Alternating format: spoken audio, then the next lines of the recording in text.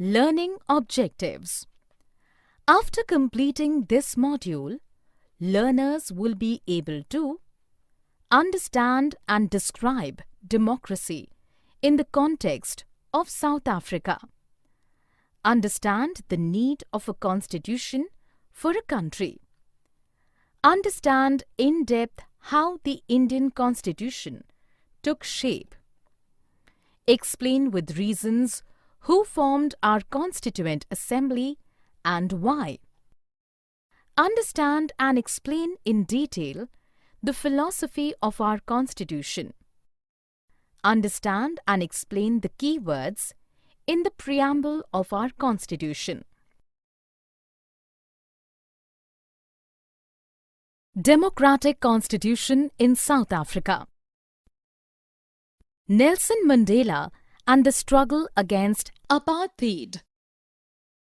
Nelson Mandela, the South African leader of the African National Congress, fought a long battle against apartheid in his country. He, along with 7 other leaders, was sentenced to life imprisonment by the white South African government in 1964. Apartheid was a system of racial discrimination which divided people on the basis of skin color. The whites considered themselves superior to all non-whites. Non-whites were denied several rights and the law was oppressive for them. The protests by blacks, colored, and Indians against the repressive laws intensified in 1950. The African National Congress led the movement. The white minority government soon realized that it was impossible to keep the blacks under their rule anymore. In 1992, after 28 long years, Nelson Mandela was released from the jail. The new Constitution. In 1994, the apartheid government was replaced by a multiracial government. Nelson Mandela became the first president of the Republic of South Africa. They adopted a new and most democratic constitution in the world in 1996. Forgetting the past sufferings, the new government appealed all fellow blacks to forgive the atrocities of the whites. It sought cooperation of all the races to make South Africa a country based on equality, democratic values, and social justice.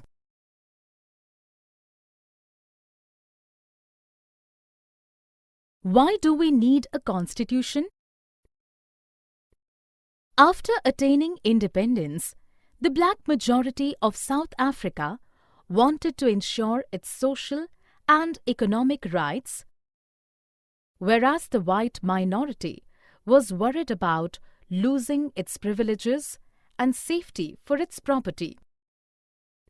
After enough discussions, both the parties agreed to the principle of majority rule and that of one person, one vote. The blacks agreed that majority rule would not be absolute and the properties of the whites would not be taken away.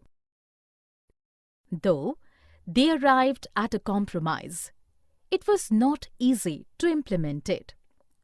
Possibility of a breach of trust could not be ruled out. The only way to maintain trust was formation of some basic rules followed by all people living together in the country. The set of basic rules that determines the power of elected government and ensures fundamental rights to the citizens is called Constitution. Not just South Africa, every country across the globe needs to draft its constitution. Constitution plays a vital role in many respects. 1.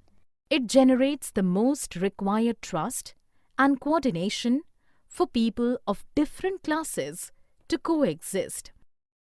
2. It lays down how a government would be constituted and who shall have the power to take which decisions.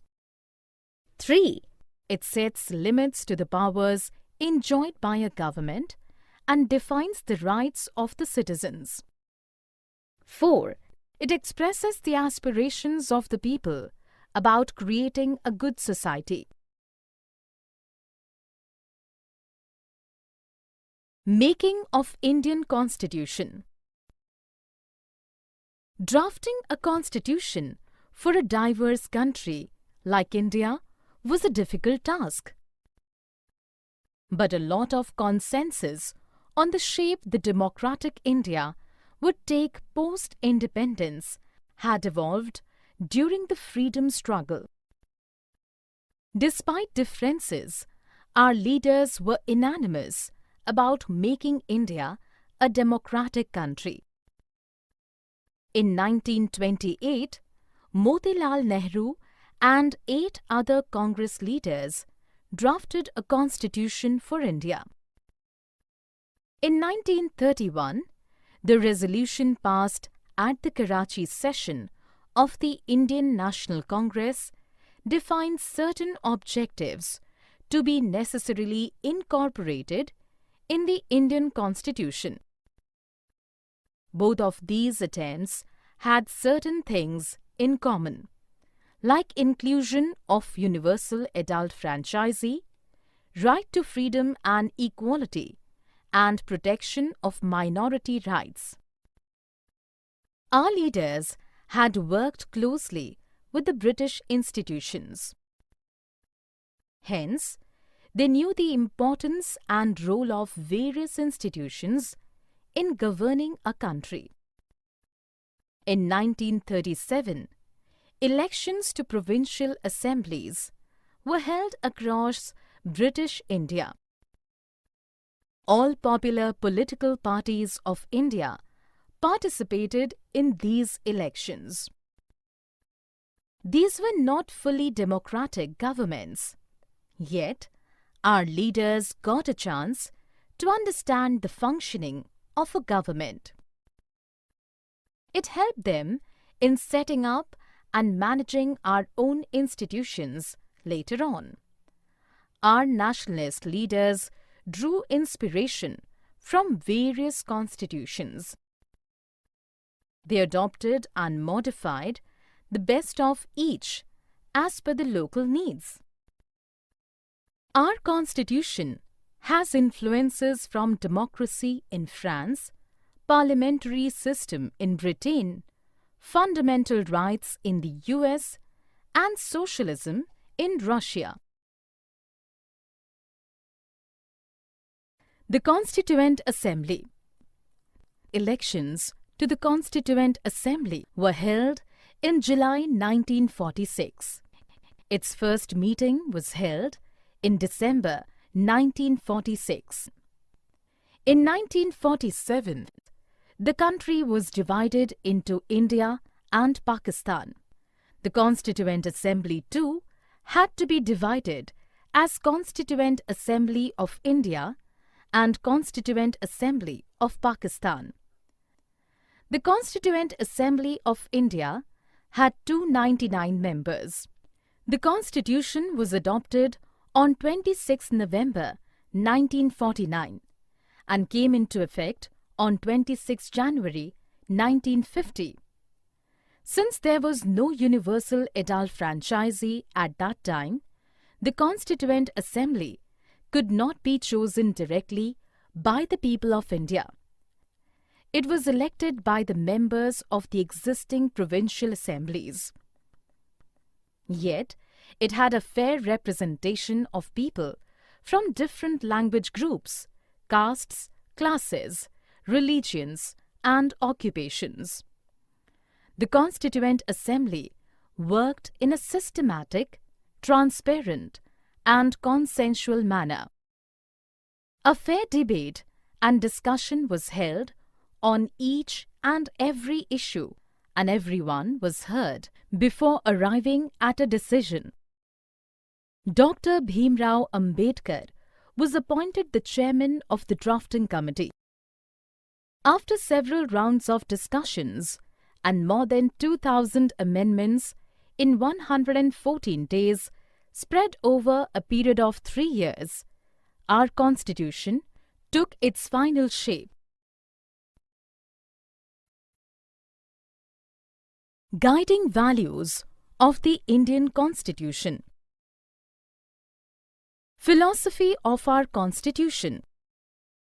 To understand the philosophy of our Constitution, we need to understand the preamble to our Constitution. In a Constitution, a short statement about its basic values is called the preamble to the Constitution. The key words in the preamble of the Constitution of India are: "We the people of India" means that the Constitution was drawn and enacted by the people of India through their representatives. It was not handed down by any king or an outside power. Sovereign. Sovereignty means that India is a free country and no external power can dictate the government of India. The British had proposed a dominion state for India, which meant it would have been a country under the British monarchy. The Constituent Assembly rejected the idea and preferred full freedom. Socialist. The Indian socialism is based on generation of wealth by the society and sharing of wealth equally by the society. The government reduces socio-economic inequality by regulating the ownership of land and industry. Secular. India does not have any official state religion. Citizens are free to follow any religion or faith. The government treats all religious beliefs and practices with equal respect. Democratic. In this form of government, people enjoy equal political rights and elect their leaders. The government, run according to some basic rules, is accountable to its citizens. Guiding values of the Indian Constitution. Republic. It means that President of India, who is the head of the state, is an elected person. It is not a hereditary position. Justice. The government would not discriminate between citizens on the basis of caste, religion, and gender. It would work for the welfare of poor and oppressed to eliminate social inequalities. Liberty. Citizens are granted full freedom to express their opinions and act in a way suitable to them. Equality. All are equal before the law, regardless of their socio-economic conditions. The government shall ensure equal opportunity for all. Fraternity. Each citizen should respect the spirit of brotherhood. No one should treat a fellow citizen as inferior. Institutional design. A constitution is not just a statement of values and philosophy. It is about incorporating these values in institutional arrangements. It was felt that the Constitution must be in keeping with the aspirations of the people and changing society. Thus, a provision for constitutional amendments was made. The Indian Constitution lays down a procedure as to how a government can be formed. It defines the extent of powers enjoyed by various organs of the government. It also provides some rights to the citizens which cannot be violated by the government.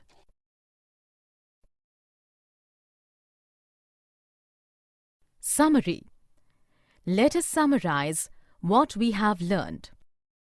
Nelson Mandela, the South African leader of the African National Congress, fought a long battle against apartheid in his country. In 1994, the apartheid government was replaced by a multiracial government. The set of basic rules that determines the power of the elected government and ensures fundamental rights to the citizens is called Constitution. In 1928, Motilal Nehru and 8 other Congress leaders drafted a constitution for India. In 1931, the resolution passed at the Karachi session of the Indian National Congress defined certain objectives to be necessarily incorporated in the Indian Constitution. Inclusion of universal adult franchise, right to freedom and equality, and protection of minority rights were common to both of these attempts. In 1937, elections to provincial assemblies were held across British India. Our Constitution has influences from democracy in France, parliamentary system in Britain, fundamental rights in the US, and socialism in Russia. The Constitution was adopted on 26 November 1949 and came into effect on 26 January 1950.